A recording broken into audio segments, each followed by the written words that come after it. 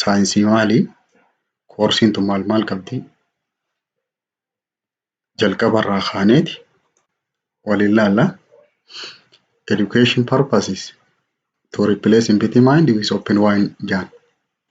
Kaayyoon barnootaa sammuu duwwaa wahiin bakka buusanii sammuu waa fudhachuu dandeessu godhuudha jedhan. The more that you read, the more thing you will know. The more that you learn, the more place you will go. Tana isiniitu hiika. Your level of success is determined by level of your effort. Hangi ati milkooytu hanguma ati carraayite. Koorsiin kuni Pediatric and Child Health Nursing jedhaniini by the end of this module student with yeroo koorsii kana guututti jalqabarraa hanga xumuraatti fixxe wanni ati koorsii objektiivii kana beekuu qabda jalqaba barnoota barachuu deemtu kana waan keessa barachuu qabdu. Pediatric nursing jechuun maali? Hiikkaasaa, historical background isaa akkam akka ture seenaansaa, principle of pediatric nursing qajeelfamni isa kanaa maal jedha? Child morbidity and mortality in Itoophiyaa keessatti parsantii meeqarra jira?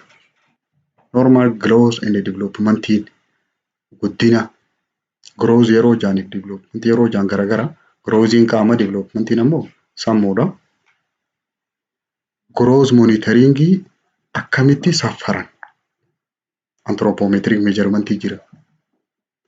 History of daa'imaa kan akkamii fudhatan?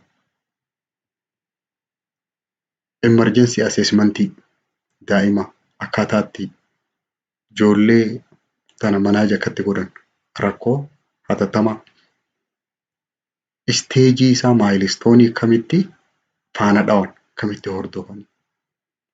Essential newborn care'dhaa jira. Tajaajila ijoolleen eega dhalattee godhamu. Immediate feeding option akkaataatti nyaachisan ijoollee. Neonatal resuscitation ijoollee hafuura baafachuu dadhabde akkamitti kakaasan? Basic procedure for nursing pediatric nursing procedureonni as keessatti ijoolleedhaa godhaman akkamitti godhaman? Common neonatal illness rakkoolee ijoo ijoollee dhukkuboota yeroo ijoollummaadhaa. Inni ibsitaasi akkaataatti furanis ni bartaa. Immunization waa'ee talaallii wal qabatu. Kamtu ijoolleedha? Kamtu umrii tamii kennamaa? Neonatal and childhood illness tajaajiloota godhamuuf. Care for child with disability ijoollee hanqina rakkoo qaamaa qabdu physically takka mentally rakkoo qaamaa yookaan rakkoo sammuu ijoollee qabduuf tajaajila godhamu. National guideline hordoftee IMNCI jechuu kana hordoftee akkaataatti ijoollee tana wallaantu. Palliative care ijoolleedha akkatti godhan. Sambooda TB, pediatric TB and HIV akkatti wallaanan. Akkasumas IMNCI irra hundoftee ijoollee tana classify godhu. Wantoonni kuni koorsii tana keessa waan baratamuu qabu. Asirratti akkaataan itti waliin deemnu walii wajjin gaafii wal gaafachaa interactive lecture'dhaa fi discussion'dha kan nuti fudhannu. Kun demonstration'dhaa fi video show'ii san kilaasitti baratanii amma koorsii kontentii tana beekuun parsantii 50 koorsii tana beekuudha. Waan koorsiin tun of keessaa qabdu. If dura beekuun koorsii tana parsantii 50 hubattee jaamta. Chaaptariin tokkoffaa waa'ee maalii dubbataa? Pediatric nursing introduction isaa. As jalatti hiika jechoota pediatrics jechuun maali? Pediatric nursing jechuun maali? History'n isaa akkam ture? Saayinsiin pediatric nursing'dhaa kun dubbeen isaa ka'umsi isaa eessarraa ka'eeti sadarkaa amma jiru kana dhufe. Chaaptaruma kana Mata dureen guddaan afuraffaan mortality and morbidity reetiin Itoophiyaa keessatti akkam fakkaatti? Wantoonni du'aatii kana fidaa hoo? Role of nurse in neonatal and child birth.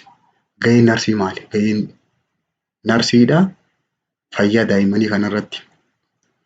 Chaaptarii lammaffaadha health assessment'dha. Pediatric health assessment'dha. Wanni inni dubbatu. Chaaptariin sadaffaadha itaati. Emergency'dha.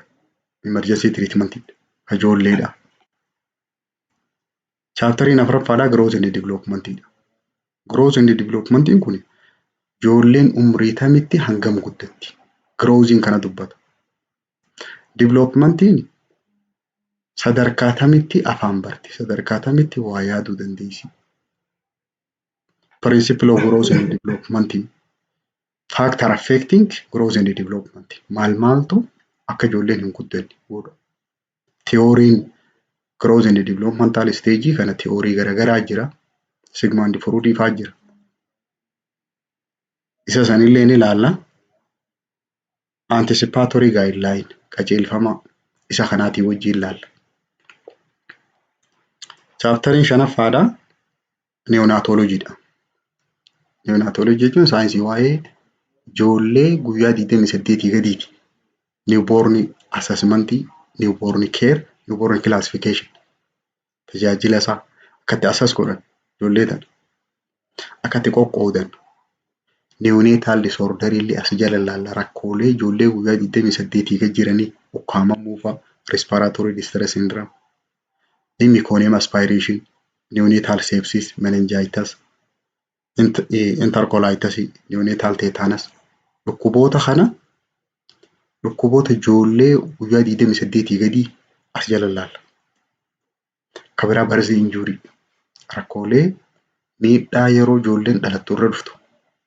Akka soft tissue injury dhaatii fi kaapot saakidaanim jechuun mataan kun irraa kanatti ol iitahuu cephalohematoma iitahuu mataadha.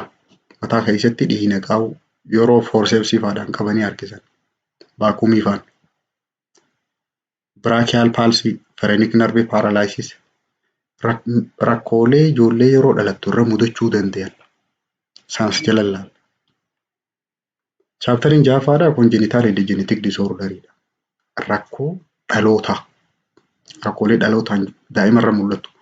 Takka tiraakiyoo isoofaajiyal fistula jechuun tiraakiyaadhaa fi isoofaaagasiin karaa qilleensaatii fi karaan nyaanni keessa gad deemu walitti uraa tahuu. Cleft palate, cleft lip, uummee ijaaniin hidhiidhaa fi ergoon faan dhohaa qabaachuu. Onfaaloseel, gaastro ekaasis garaacha kun faan gubbatti ol baha. Meeshaan garaadhaa marrimaan kun faan ol bahuu jechuudha. Imperforated anus, bladder exstrophy, phimosis, paraphimosis. Bakki fincaan gadiin ba'an tun gubbaa faan ol uraa ta'uu, jala faadhaan gad uraa ta'uu. Clubfoot, hip bone dysplasia. Rakkoolee congenital problem'idha. Ta yeroo dhalattu ijoolleen sun wajjin dhalattu. Kabiraa genetic disorder'ii keessaa Down syndrome fi autism fa'aa as jala jira. Ijoollee gurri isii xixiqqisheedhaa san. Mataan isii xixiqqaadha. Chaaptariin torbaffaadha waa'ee nutrition'idhaati. Nyaata daa'immaniiti. Nutritional assessment maal nutrition'ii? Daa'ima kana hanqina nyaataa ni qabdi moo hin qabdu? Yoo hanqina nyaataa qabaatte dhukkuboota akkam faadhaatu kana godha? Achi jalatti waa'ee nyaataa bal'inaan ilaalla. Chaaptariin 8ffaadha health disorder'idha.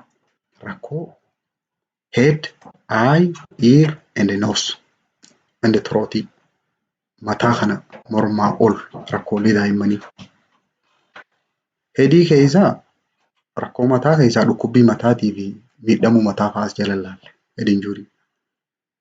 Eye disorder'ii jala rakkoolee ijaa conjunctivitis, myopia, hyperopia, nystagmus, pediatric cataract, eye injury, retinoblastoma, ptosis, orbital cellulitis, glaucoma. Rakkoolee ijaa as jala ilaalla. Ear disorder'ii ijoolleedha.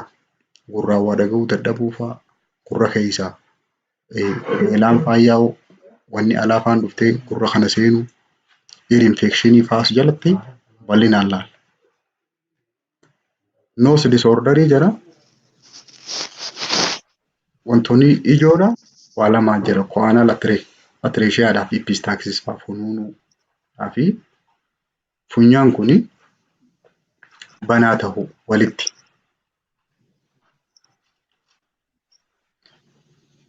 Chaaptariin 9ffaa waa'ee respiratory dubbata. Waa'ee sirna hargansuu. Rakkoolee common cold fa'aa. Maayikii cufadhoo.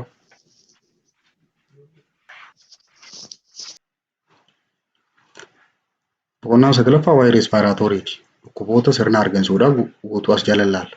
Boqonnaan 10ffaadhaa cardiovascular and hematologicalidha. Onneedhaa fi rakkoo dhiigaa. Rakkoo onneedhaa waa'ee dhiigaa as jala ilaalla. Hematologically anemia fa'aa, polycythemia, hemophilia as jala ilaalla. Chaaptariin 11 gastrointestinalidha. Rakkoo garaachaa fi marrimaanii. Diarrheal disease fa'aa as jala jira. Rakkoo garaachaa. Chaaptariin 12 reenaalidha. Rakkoo haleedha. Renal disorder, nephrotic, acute kidney injury, UTI rakkoon kaleedha. Chaaptarii 12ffaa jala jirti. Chaaptariin 13 neurologicidha. Epilepsy fa'aa, seizure, meningitis fa'aan as jala jira. Chaaptariin 14 integumentariidha. Rakkoolee gogaadha. Madaa gogaa. Acne, wartii, scabies, psoriasis, impetigo, cellulitis rakkoolee gogaadha. As jala bal'inaan laalla. Chaaptariin 15 musculoskeletalidha. Rakkoo lafeedhaatii fi maashaadha. Osteomyelitis, arthritis, fracture, bone cancer waan as jala jira. Chaaptariin 16 oncologyidha. Kaansarii ijoolleeti. Pediatric oncologyidha. Tuumarii fa'aa. Kaansariin as jala jirti. Chaaptariin 17 HIVdhaa fi palliative care'dha. 18 endocrine disorderidha. DM ijoollee fa'aan hyperthyroidism fi hypothyroidism achi jala jirti. Chaaptariin 19 IMNCI. Chaaptariin 20 EPIdha. Expanded program on immunizationidha. Waa'ee talaallii.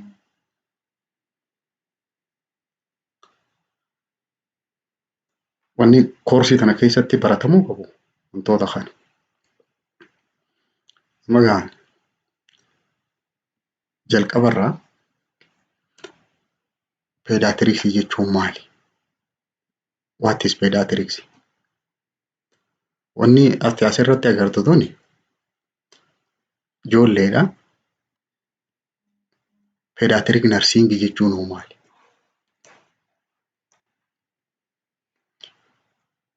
Introduction isaa yeroo eegallu qabeenyi guddaan addunyaan tun qabdu keessaa tokko ijoolleedha. The most important resource in the world is children. Qabeenyi addunyaa tanaa guddaan ijoolleedha. Sababni isaa qaama lafaa dhufu jiru. Inni warreen gurguddaan kun yeroo bakka gadhiisan isaan kanaaf bakka qabata. Kanaaf qabeenya addunyaadhaa guddaa kana fayyaan isaan kanaa it is vital to all society. Hawaasa hunda irratti fayyaa isaan kanaa eeguun dirqama. Resource for future of humankind waan ta'eef. Gara fuulduraa dhaltee tun itti fufuudha yoo daa'imman tun fayyaan guddatani. Pediatrics jechi kun jecha Greek irraa dhufe. Pediatrics came from the Greek word pedia, eteric and ixi kan jecha sadeen kanarraa dhufe.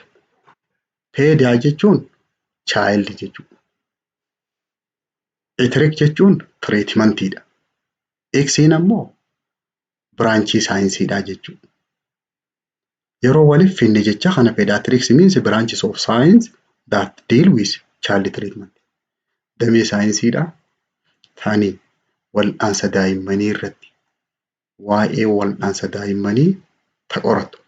Saniin pediatrics jaaniin. Pediatric means sciences of child care'dha. Saayinsii tajaajila daa'immanii akkasumas wal'aansa dhukkuboota yeroo ijoollummaa jiranii kan nama guddaatiin yeroo ijoollummaa childhood disease. Pediatrikiin biraanchii meedisiniidhaati. Saayinsii fayyaadhaati. Deal with medical care for infant, children and adolescent. Umrii 3 tana wanni isiin of keessaa qabdu. Infantiin warreen ama tokko gadi. Childreniin achii oli. Adolescentiin ammoo ijoolleen mala lafaa haatu iskooleejii tana booda gaafa growziidhaaf developmentii irra dhayinii umrii tana takka takkaan adda gurra. Saayinsii fayyaadhaa tahee tajaajila daa'imman kana their growth and development and their opportunity to achieve full potential adapti.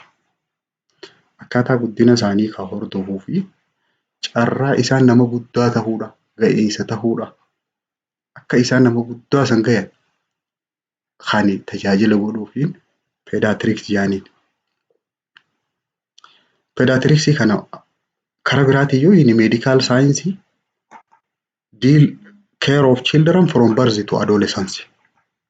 Dhaloota irraa hanga sadarkaa adolescence jechuun saalammeessoo geenyu sadarkaa sanitti. Saalammeessoo geenyaan young ta'a. It concern with preventive, curative and rehabilitative. Kaayyoo sadii dalaga inni kun. Inni tokkoffaa ittisu preventive. Yoo dhukkubsatan ammoo lammaffaan curative wallaanudha. Ka sadaffaadhaa rehabilitative warreen wal'aanamuu hin dandeenye sanumaan wajjin akka jiraatan taasisu. Tajaajila ijoolleedhaa kana. Pediatric nursing noo maali?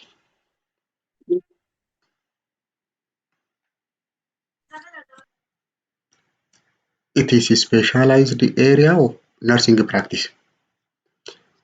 Bakka narsiin tuni kophatti itti yerooniif ogummaa isii kana guddifte irratti kophaa baatu specialized areaadha. Tajaajila narsiidhaa tahee tajaajila daa'immanii care of children during wellness and illness. Yeroo fayyaa qabdus yeroo dhukkubsattis tajaajila daa'immaniif godhamu.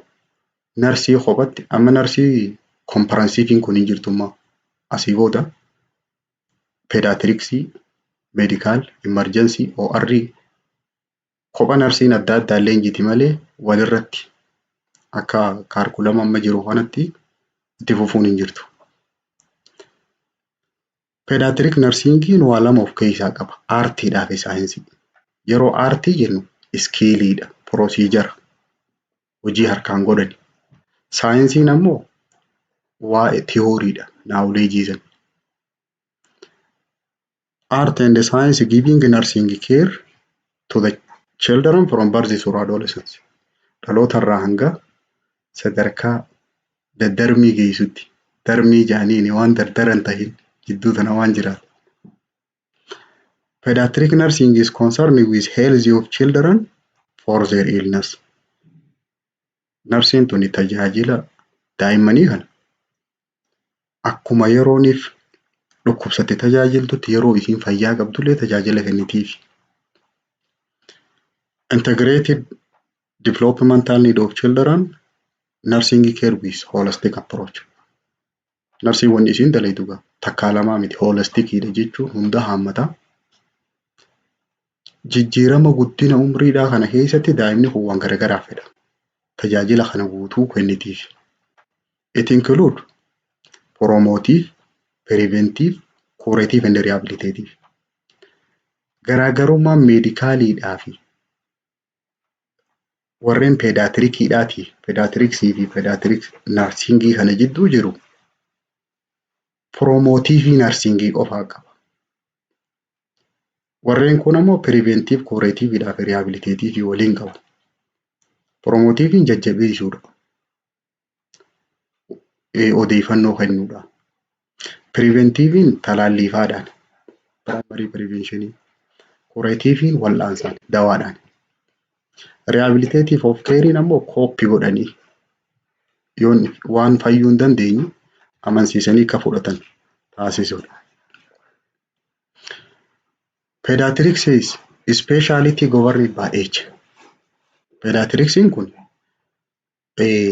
waan umriidhaan daanga'u umriidhaatiitu hooggana. Fakkeenyaaf neoneet yeroo jennu less than 4 wiikiidha. Torbaan 4 gadi ijoollee jirtu neoneet jedhanii. Infaantiin less than 1 yeariidha. Ijoollee amma tokko gadiitiin infaanti jedhan. Toodlariin amata tokko hanga 3ti. Piriiskooliin ijoollee amma 3 hanga 5 gidduu jirtu. KG sadarkaa isiin KG'tti hidhattu. School eejiin ijoolleen mana barnootaa sadarkaa umrii isiin seentu 6 hanga 12 jidduu. Adolescentiin amata 13 irraa hanga 18tiiti. 18 geenyaan yaangiidha taati. Child jechuun amata tokkorraa hanga 12 jidduudhaan ijoollee uma jaanii. Umriidhaan yoo kanatti qoqqooduu baatte. Peedaatriksiin umriidhaanii wanni isiin hoogganamtu jechuun infaantiin akkana ciiftu tana toodlariin lafaa kaatee ganda keessa fifiiti. Piriiskooliin ammoo keejii dhayti. Iskuuleejiin boorsaa fannifatee deemuu dandeessi. Adolescentiin tiineejarii warreen amata 10ti namalee namni jiru haju. Historical developmentiin saayinsii peedaatriksii kana akkam ture? Early primitive people'n namoonni gaafa duratti noomaadii turan. Noomaad jechuun nama bakkaa bakkatti godaanaa jiraatu. Destroy those who were sick or weak. Nama dhukkubsate firraa dhiisaati. Of keessaa baasaa. Haala kanaan turanii tajaajilli daa'immanii godhamaa ture gabbu'aadha. Children have to receive minimum physical care. Malformed infants were either killed or left behind to die. Ijoollee yoonii fi isiin dhukkubsatte takkaa qaamaa hir'uu taate takkaan ijjeessanii yookaan immoo ofirraa dhiisan aduutu jaanii. Dura akkas ture. Believe that akkam jaanii amanaa turanii birth of defect infant was punishment for previous transgression of parent. Badii maatiin isaanii tun dalaydee fi daa'imni tun akkana taate jaanii amanaa turan. Kabiraa female infanticide fa'aa ture warreen dubartoota ajjeesuu fa'a. Maaliif akka warra dhiiraatti oomishan aspaatus oomishan hin fiddu jaanii kana fa'aa godhaa turan. Ijipti keessatti bara 5 BC warreen ga'ee isaarraa addaa tajaajila kana gaafas fudhachuu eegalanii Ijipti keessatti were cared for by dressing loose clothes and breastfeeding was encouraged. Uffata isaanii hin qabne uffata irra babal'aadhaaf akka uffisan akkasumas harma fa'aa akka luusisan tajaajilli akka kennamuuf Ijipti keessatti kana gorsaa turanii. Encourage the children to learn as well as participate in outdoor activity. Ijoollee barsiisuudhaa fi hojiilee keessatti hirmaachisuulleen gaafa san eegaltee. Peedaatriksiin new medical speciality'dha. Walakkeessa jaarraa 19ffaa kana keessa dhufee peedaatriksii speciality'n kun bara 1860 eegalee jira. Dr. Abrahaam Jaaqoob nama jedhamuutu the first child clinic in New York. New York keessatti kilinika jalqabaa isaatiitu banee. Akkasumas lecture on disease of children barnoota dhukkuboota daa'immanii irratti isaatu kennaa ture. Kanaafuu father of pediatrics jedhamee beekama inni kun Abrahaam Jaaqoob kun. Abrahaam Jaaqoob kun Jarmanii dhalate. He practiced in New York City and a strong advocate breastfeeding. New York keessatti hojii eegalee wanni inni sirrii gorsu harma luusisuudha daa'imman. He introduced concept of bedside teaching. Cinatti bakka itti barsiisu manaa mana deemeeti barsiisaa ture. He established first clinic for disease of children in United States 1860. Ameerikaa keessatti bara 1860tti kilinika jalqabaa dhukkuba daa'immanii kanaaf kilinika jalqabaa achi banee American Journal of Obstetrics and Diseases of Women and Children isaatiitu eegale. Dhaabbata kana. The end of 19th century Dark Age of Pediatrics jaaniin jaarraa dukkanaa xumura jaarraa 19ffaadhaa kana. The first half of 20th century is regarded as down of improved health care for children. Tajaajilli daa'immanii kuni fooyya'uu kan eegale. Jiddu galeessa jaarraa 20ffaadhaa kana jira. The first pediatric hospital is French in the Paris, June 1802 for orphanage. Daa'imman orphanage'n dhaabban qabne yatiimaa fi Paris keessatti hospitaalli daa'immanii ka jalqabaa achi ijaarame. Children Hospital of Philadelphia, dedicated to helping treating children, established 1854, become American first children hospital. Ameerikaa keessatti hospitaala jalqabaa ka daa'immanii ka ta'e hospitaala Philadelphiaadhaati. Bara 1854tti kan ijaarame. The purpose of this hospital is kaayyoon hospitaala kanaa maal ture? Excellent child care and to decrease child mortality. Tajaajila daa'immanii gaarii kennuudhaa fi du'aatii daa'immanii kana gad xiqqeessuudha. Achii booda hospitaalonni hedduun banama. Kabira bara 1796tti Edward Jenner namni jedhamu smallpox baaseen talaalli maariteedha. Smallpox jechuun maaritee jaanii. Talaalli dhukkuba kanaa isaatiitu qorannaa irra godhe. Dr. Eli Ivy gave namni jedhamu lecture to medical student at Yale about disease in children. Bara 1813 irraa hanga 1850 jidduu doktora kanaatiitu barnoota kennaafii ture barattootaaf. Two of first textbook in pediatrics is published in this year. Amata kana keessa kitaabni saayinsii daa'immanii bara kana keessa maxxanfame kitaabni lama. Kitaabni kuni tokko treatise physical and medical treatment of children jaa Dr. William qopheesse. Practical observation on disease of children ka jiru Dr. George Logan nama jedhamu qopheesse. Kitaaba kana lamaaniitu bara san bahe. The first woman that opened children ward at the New York is dubartii jalqabaatanii kutaa daa'immanii New York keessa bante Dr. Mary Putnam jedhamu. Elizabeth Blackwellin first woman 1849 to help start New York infirmary for women and children. Deeggarsa isa kana dubartii jalqabaa taateeti isiin tunis hirmaatte. Dr. Emily Partridge namni jedhamu the first pediatric specialist. Specialistiin jalqabaa daa'immanii doktora kana ture. Well baby clinic jedhanii kana hundeesse namni.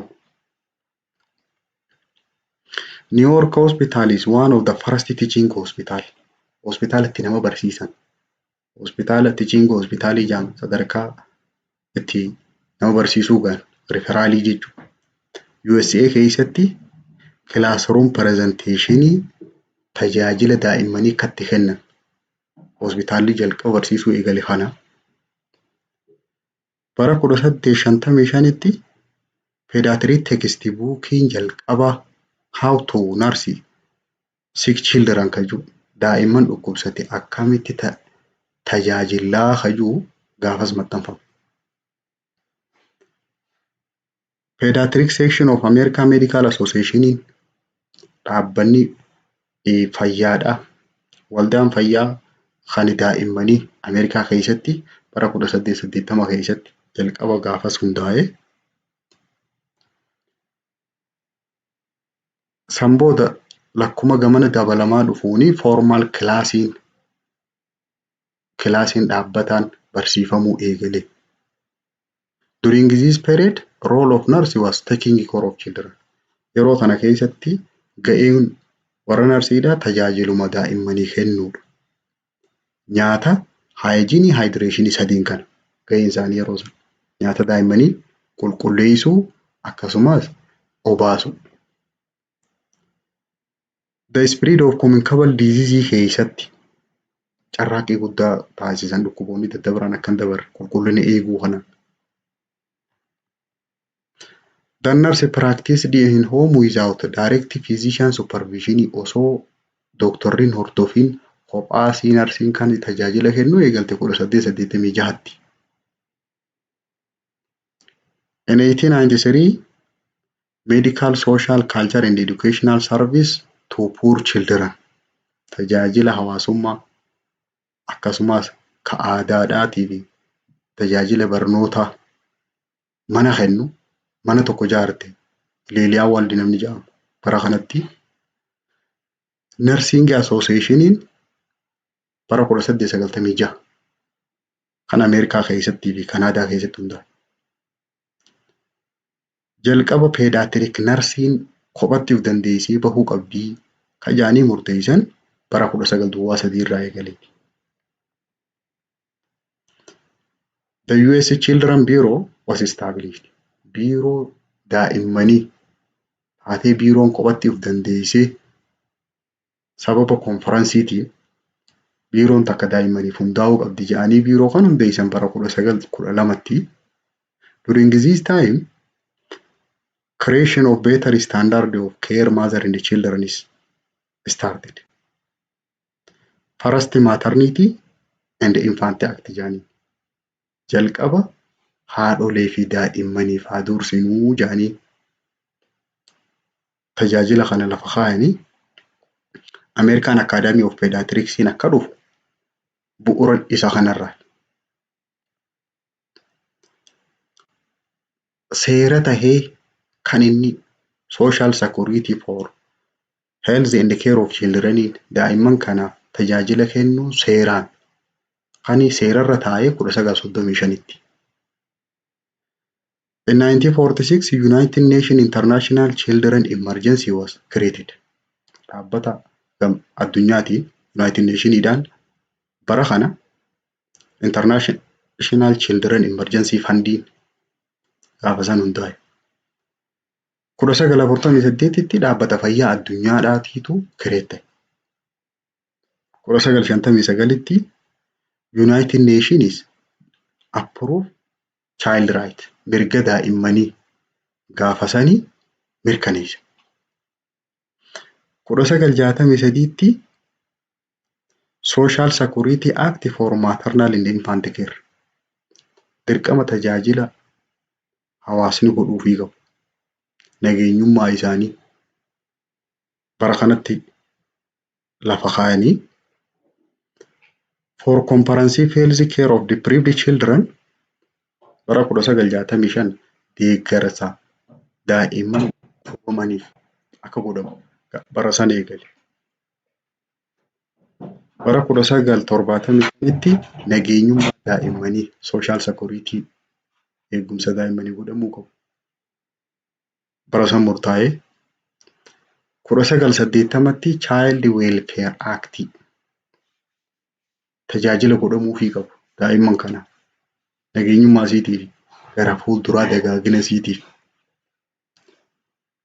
The National Childhood Vaccine Injury Act bara 1986tti tajaajila miidhaa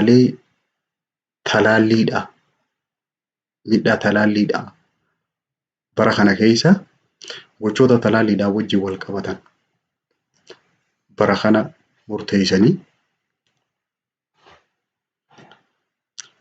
Amma important statistics pediatricsiidha wantoonni saayinsii statisticsii wajjin wal qabatan tanis saayinsii daa'immanii keessatti bu'aa qaban perinatal mortality rate fa'a. Perinatal mortality rate jechuun du'aatii ulfaa jechuudha. Stillbirthidhaa fi plus under 1 week old days ijoollee dhalattee hoggaa san deebitee fi torbaan tokko keessa duute perinatal mortality rate jalarraa qoonni. Neonatal mortality rate immoo under 28 day'dha. Ijoollee guyyaa 28 gaditti duuteen neonatal mortality rate jala lakkoofne. Akkamitti calculate goona formulaan sii kaasee gadii kan. Fakkeenyaaf number of days per 1000 live birth lakkoofsa nama du'ee san baay'isuu kuma yeroo total number of live birth ijoollee hanga lubbuun dhalatte jechuudha. Infant mortality rate yeroo jennu ijoollee amma takkaa gadi duute. Child mortality rate yeroo jennu ijoollee amata takkaa fi 4 jidduu duute. Overview of child health globally in the world. Akka addunyaatti fayyaan daa'immanii kun maal fakkaata? Birth rate'n hangi daa'imman dhalattu bara 2020 takka istaatiksii godhamteen 17.873 reetiin parsantaa hanga kana ijoollee kuma keessa nama kuma kadhalu keessa birth rate'n carraan dhalachuudhaa 17.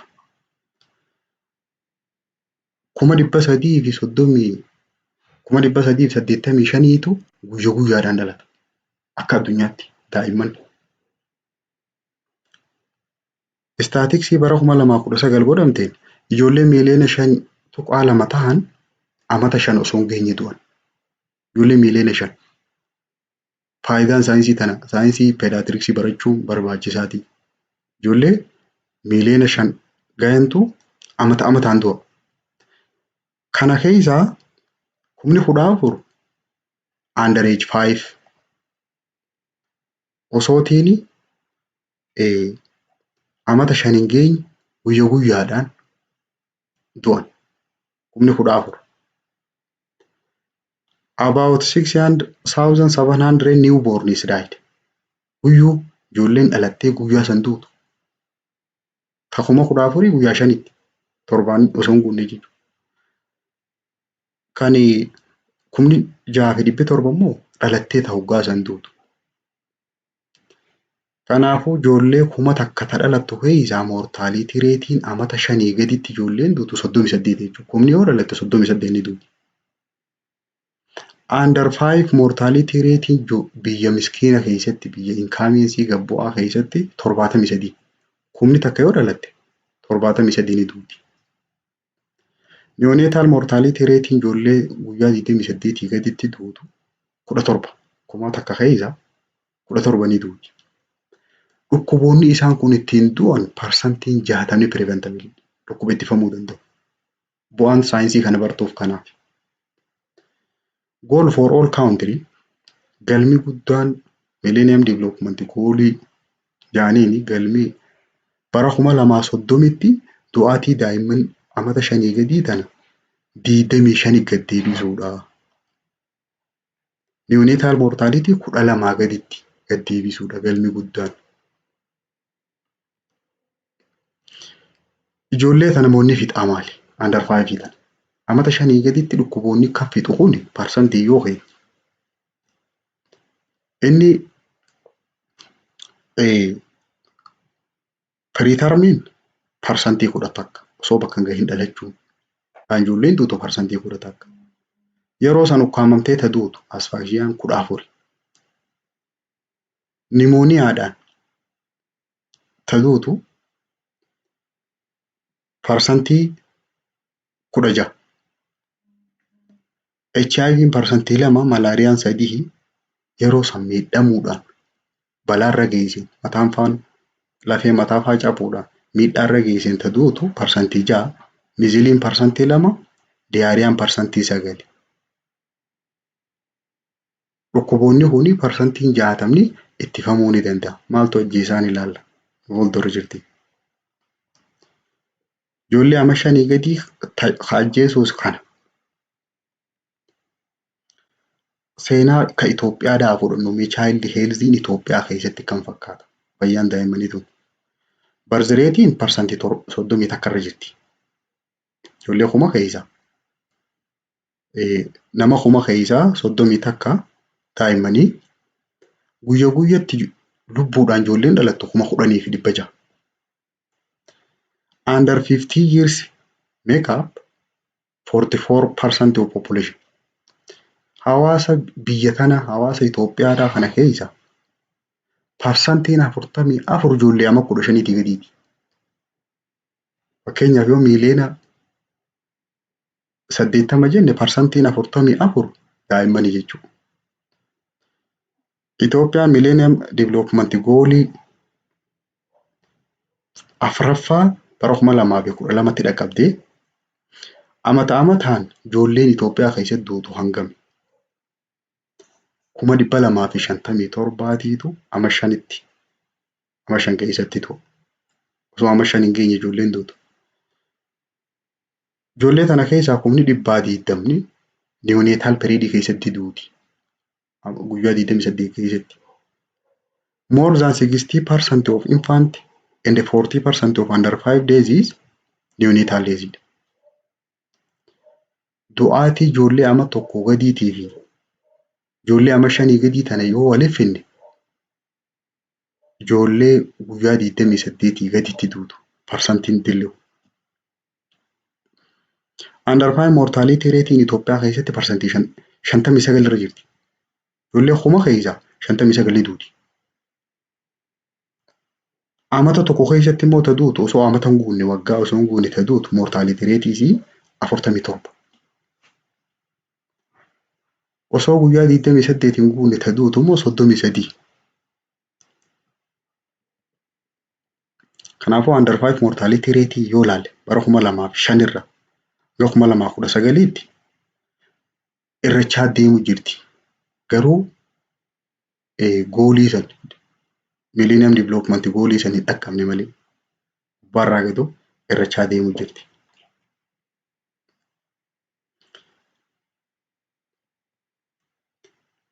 More than 70% of this child these are Itoophiyaa keessatti ijoolleen tuni du'aatiinsi parsantiin 70 ol dhukkuba 5 duuti. Dhukkuboonni 5 kan nimooniyaa, diyaariyaa, malaariyaa, miizilii fi maalnutriishiniidha. Michiisombaa, garaa kaasaa, busaa, shifteedhaa fi hanqina nyaataati. Parsantiin 70 sababa dhukkuboota 5 kanaatiin duuti ijoolleen. The major cause of under 5 mortality rate in Ethiopia ijoolleen ama 5 gaditti duutu yoo parsantiidhaan keenye dhukkuba kamiin hedduurra duuti. Tokkoffaa parsantii 18 kan qabu acute respiratory infectionidha. Dhukkuba sirna hargansuu. Nimooniyaa dabalatee. Diyaariyaan parsantii 13. Prematurity osoo bakka hin gahin dhalachuun parsantii 12. Malnutrition nearly 50% of under 5 days. Walakkaan du'aatii ijoollee ama 5 gadi duutu hanqina nyaataatiin duuti. Walakkaan parsantii 50 kanaa qaba. Newborn infectionidhaan dhukkuba yeroo dhalatte qabu parsantii 10tu du'a.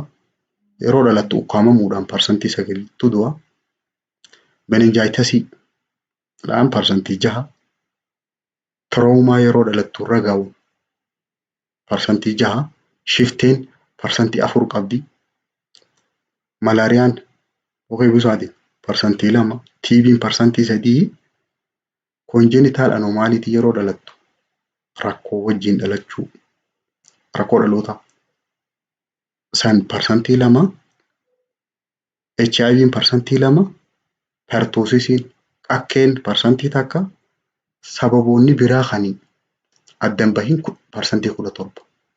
Major cause ijoollee Itoophiyaa keessatti fixu jirtu. Ijoollee ama 5 gadi rakkoolee ta'an. Ijoollee guyyaa 28tti wanni fixaasunuu maali? Akka duutu wanni taasisa. Parsantiin guddaan neonatal infectionidha. Dhukkuboota yeroo guyyaa 28 gadi ijoollee qaban. Parsantiin 25 birth asphyxia yeroo dhalattu san ukkaamamu. Parsantiin 17 preterm osoo bakka hin gahin dhalachuudha. Teetaanasiin parsantii 7. Rakkoo dhalootaatiif ta'uutu parsantii 4. Diyaariyaan parsantii 3. Currently yeroo amma jirru tana 42% of childhood deaths in Ethiopia is occur within first 28 days. Du'aatiin ijoolleedhaa parsantiin 42 osoo guyyaa 28 hin geenye duuti. Parsantiin 42 dhibbatti 42 jechuudha. WHO maal lafa kaa'e? Du'aatii ijoollee tana hir'isuudhaaf tooftaan dhaabbanni fayyaa addunyaa lafa kaa'e tooftaalee asii gadii tana. Inni tokkoffaadha diagnosis and treatment of infectious disease. Dhukkuboota daddabiraa yeroodhaan adda baasuu fi wallaanuu tooftaa takka. Kan lammaffaadha ORS supply for acute gastroenteritis rakkoo garaachaa fi mar'imaanii irraa ka'u yaasaa dhufuu danda'u saniif ORS oral rehydration solution jechuudha. Kabiraa insecticide agoobara siriidhaa keemikaala farra bookee buusaatiin cuuban impregnated by net kana raabsu nutritional management tooftaan biraa nyaata to'achuu immunization talaallii kennuu HIV AIDS management to'annaa HIV dha neonatal care tajaajila daa'immaniitii fi breastfeeding harma hoosisuu. Tooftaalee kanaanii du'aatii daa'immanii gati hir'ifnaa jaanii lafa kaa'an dhaabbanni fayyaa addunyaa. UNICEF ammoo gabaajee takka fayyadameeti 7 activity that most effective in the prevention dhukkubootaaf yeroo ijoollummaadhaa kana ittisuudhaaf wantoota 7 barbaachisaa jee lafa kaa'ee jira. Waa 7 goobiif jaanii. Jiin jalqabaa sun growth monitoring guddina daa'ima kanaaf hordofuu. Oral rehydration dhangala'aa afaaniin kennuu fi ORS. Biin breastfeeding harma luusisuu. Immunization talaallii. F'n family planning yeroo ramaatii. F'n tokko female education dubartoota barsiisuu. F'n xumuraa food supplementation nyaata dabalataa kennuu. Clean water environmental sanitation kan dhiyeenya kana dabalame garuu UNICEF kan irra dabale bishaan qulqulluu akkasumas qulqullina naannoo yeroodhaan dhukkuba sana adda baasuudhaa fi wallaanuu dhiyeenya kanatti dabalame 7 san irratti. Goal of pediatric nursing galmisii maali? Akka waliigalaatti galmisaa care to children daa'ima kanaaf tajaajila kennuu. To guide parent in child care maatii tana qaceelchuudha akka tajaajila daa'immanii kennan. Promote growth and development of children guddinaa fi dagaagina daa'immanii kana jajjabeessuudha. Prevent disease and alleviate suffering dhukkuba ittisuudhaaf cinqii san fooyyesuu. Cinqii yeroo dhukkubaa jirtu galmi guddaanis pediatric nursing dha kana. Qajeelfamni isaa hoo maal jedha? Principle of pediatric nursing yoonii fi pediatric nursii taate qajeelfama kan hordofuu qabda. Principleota naamusaati. Build working relationship with parent and children. Hariiroo hojiidhaa wajjin uumii maatiidhaa fi daa'ima sanii fi haadha abbaa takka immoo maatii daa'ima sanii. Playing, joking, give toy and smile wajjin taphachuu akkasumas daa'ima san waan itti taphattu haa kennuu fi kofalchiisuu. Should be aware that all behavior should be meaningful. Xiyyeeffannaan ati godhuu qabdu amalli ati agarsiiftu hundi hiika akka qabu beeki. Maatii saniifis daa'ima saniifis. Should accept a parent and their children exactly as they are. Akka isaan hayyamanitti maatii saniis akkasitti fudhachuu qabda. Allow them to know that their problem are important and the nurses aid in their solution. Rakkoon isaanii tuni rakkoo barbaachiftuudha. tajaajilli ati godhuufii deemtu kun furmaata akka ta'e isaan kana beeksisuu qabda. Malee naaf beeka jettee kanuma itti seenuu hin qabdu. Be kind, need patience. Nama gaarii ta'uu qabda. Obsa qabaachuu qabda. Most cheerfully ta'uu qabda ammaas. Nama gammadaa ta'uu qabda. Nama taphachiisu, nama bashannansiisu ta'uu qabda. Fuula guurtee inni teessuuf hin jirtu. Have empathy for parent and children. Gara laafina qabaachuu qabda. Maatiidhaa fi akkasumas daa'ima saniif rifachuufii qabda. Willing to acknowledge parent right to their own decision concerning their treatment. Wallaansa isaanii godhamuu deemu kanarratti fedhinnaa isaan gaafachuu qabda. Fedhii isaanii. Speak language understandable to parent and children. Dirqama afaan maatii sanii fi daa'imni sun beeku dubbachuu qabda. Yoo san hin beekne nama beekutti yaamta malee kanumatti waan hin beekne seenuu hin qabda. Magaa peedaatriksii jechuun maali? Peedaatriksii narsiingii seenaan maal fakkaatti? Under 5 mortality ratein kooziin isaa maal jenne dhukkuboota. Galmi guddaan peedaatriik narsiingiidhaa maal ture?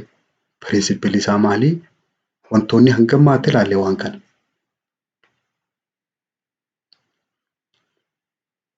Modern conceptiin child care'dha. Yeroo ammaan tanaa kana tajaajila daa'immanii irratti tajaajila daa'immanii ammayyaawaa. Why we focus on pediatric age group today?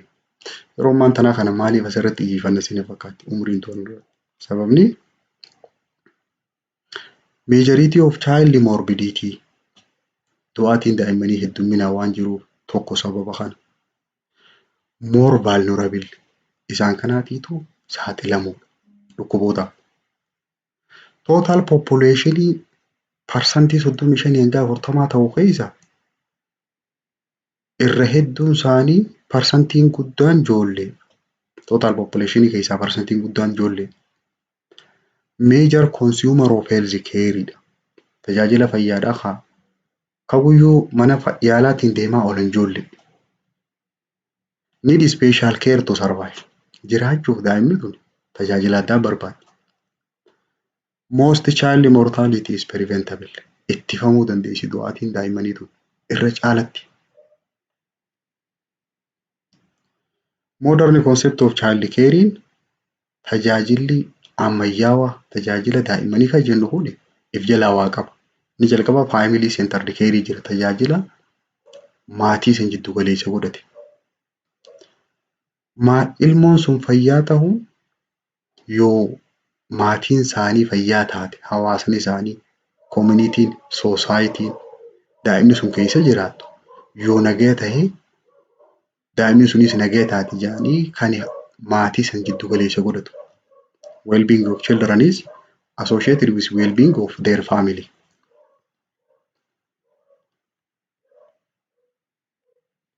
Yooniif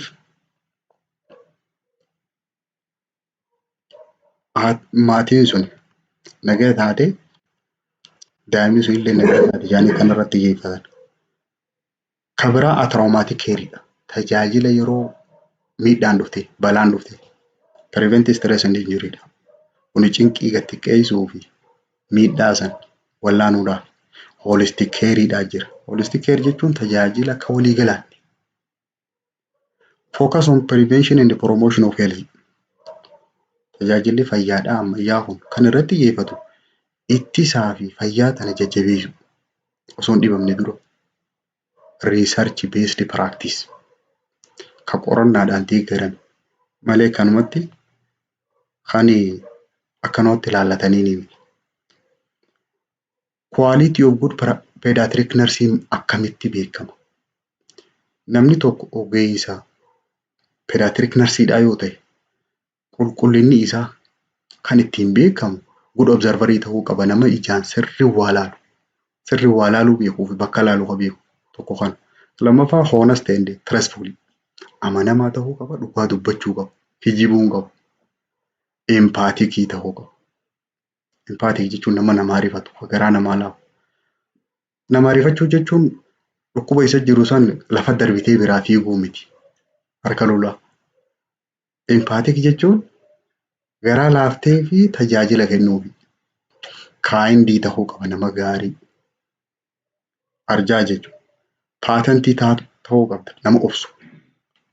Cheerfulii nama gammadaa ta'uu qaba.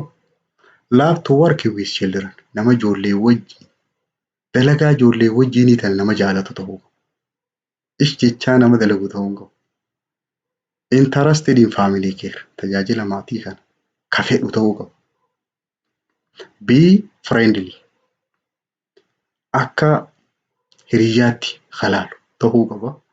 Honesty ta'uu qaba. Amanama hojii isaatiif. Hoogganaaf irraa ilaalee hin banne. Gentle and humorous nama jabaadhaa fi ka gurra qabu dhageettii qabu abalu sun bar nama akkanaati jedhanii kan hawaasni duuba haasa'u ta'uu qabu. Able to provide teaching to children and their family nama daa'ima san barsiisuu danda'uu fi maatii san barsiisuu danda'u ta'uu qaba. Weejihu. Akkami wajjin haasa'an ijoolleen tun umrii garaagaraa keessatti afaan ijoolleedhaa kan akkami wajji haasa'ita. Communication with infancy.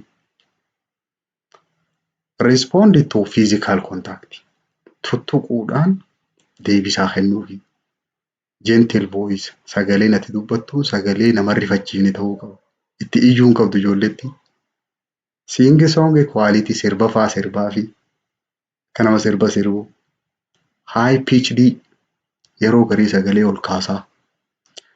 Need to be held and cuddle. Daa'imni sun ol fuudhamuu qabdi. Irra kaayamuu qabdi. Akka taphattu. Communication with age less than 7 years. Ijoollee amma 7 gadiitii wajjin haasa'uudhaaf egocentrism faarsoo feeti ijoolleen tun umurii kanatti. Interpret word literally.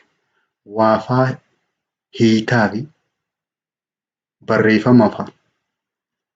Tell them what they can do. Maal akka godhuu danda'an. Sanfaattiin. Mee godhi ni dandeessaa jetteen. Let them touch equipment. Waan ati harkaa qabdu kan akka tuytu hayyamuufii qabda. Hin tuqin hin jirtuun. Haa tuytu stethoscope kaayattee yoo jiraatte fa'aa haa tuytu. Non-verbal message should be clear. Wanni ati agarsiiftu haasawaa afaaniitii alatti gochaan. Haasawni gochaa kuni addaan namaa bahu ta'uu qaba. Maintain eye level sadarkaa ija teetiitti fidachuu qabda. Bira fiduu qabda. Use quiet calm voice. Bakka tasgabbiin jirtu. Sagaleen teetiis sagalee tasgabbiitu ta'uu qabdi. Tana maal loltu osoo hin ta'in. Be specific and be honest. Waan takka qofarratti xiyyeeffachuu qabda. Qalbii hiruu hin qabdu. Yaadaan karaa biraa hukkutuu hin qabdu. Karaa biraattis lallaaluu hin qabdu. Isiisan malee. Use simple word and short sentences. Jecha sasalphaa fayyadamuu qabda. Hima dhedheeraa miti. Hima gaggabaabaa fayyadamta. Ijoollee amma 6-12 jidduu wajjin haasa'uudhaaf wanti tunaa why object exist. Wanni kun maal akka as jirtu. Akka isiin beektu.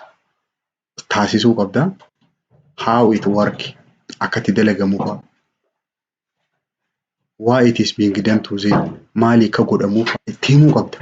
Isuma tanatti ijoollee jettee as garagalii jettee dalaguuf hin qabda. Concern about body integrity.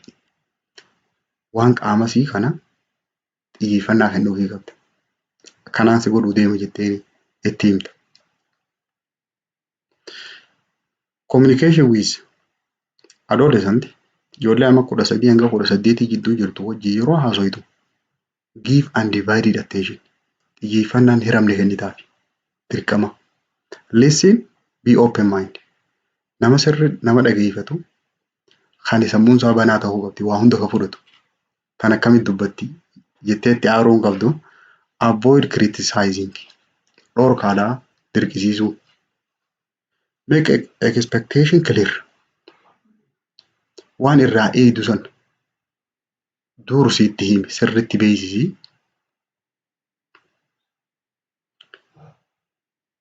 Hospital environment for sick child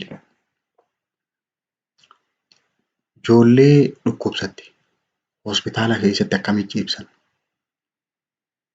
Hospitalization can be unnecessary stress to children. Bakki ijoolleen ciiftu sun bakka ijoolleetti cinqii fiddu ta'uu hin qabu. Ijoolleen bakka irraa rakkattu ta'uu hin qabdu. Dirqama pediatric unitiin sun bakki daa'imni ciiftu suni tajaajiloota inni kennuu qabu. Few bed in the room. Mana san keessa sireen muraasni jiraachuu qabdi. Sink and latrine should be child and adult size.